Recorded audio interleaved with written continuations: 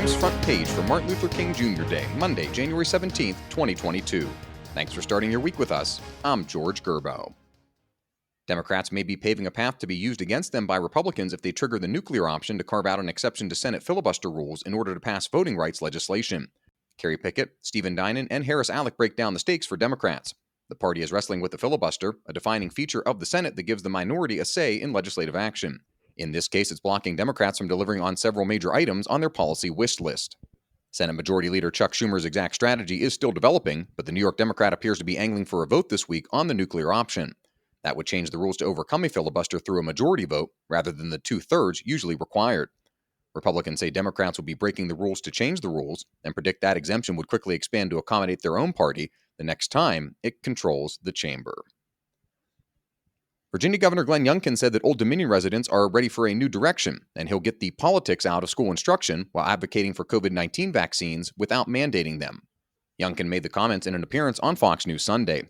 Tom Howell and Joseph Clark report the governor signed an executive order on his first day in office Saturday that ends the use of divisive concepts in schools after he promised voters to give parents more control over their children's education.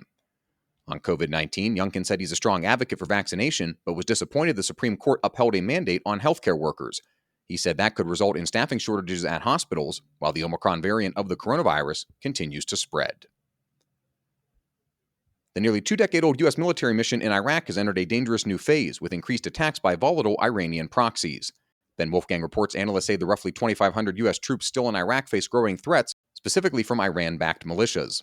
The predominantly Shiite Muslim militias, several of which are backed directly by the Iranian military, have grown increasingly unpredictable and erratic in recent months, while their political backers struggle to maintain power and influence within the Iraqi government. During the first 2 weeks of the year, the militias launched at least 4 attacks on U.S. military or diplomatic installations, including a rocket attack Thursday that targeted the U.S. Embassy in Baghdad.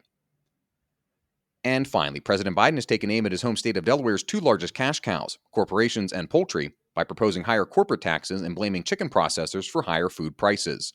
Mika Sellner and Jeff Murdoch report Delaware's largest source of revenue is the collection of fees from corporations that flock to the state for its favorable tax laws. Those fees added nearly $1.5 billion to state coffers in fiscal year 2020 and accounted for roughly half of the first state's revenue. The president proposed a corporate tax increase to help fund his Build Back Better plan. As for poultry, the Delmarva Peninsula is home to several producers, including Perdue, Mount Ayr, and Tyson Foods. Biden has blamed the nation's beef, pork, and chicken processors for skyrocketing food prices due to their near monopoly of the market. Find all today's front page stories at WashingtonTimes.com/frontpage or on the Washington Times app, and find us on all of your favorite podcast platforms just by searching Washington Times in any major podcast platform. You can also follow us on Twitter and Instagram at Wash Times and on Facebook for breaking news, sports, commentary, and more. And a quick note that the front page will be off for tomorrow, Tuesday, January 18th, and will return on Wednesday, January 19th.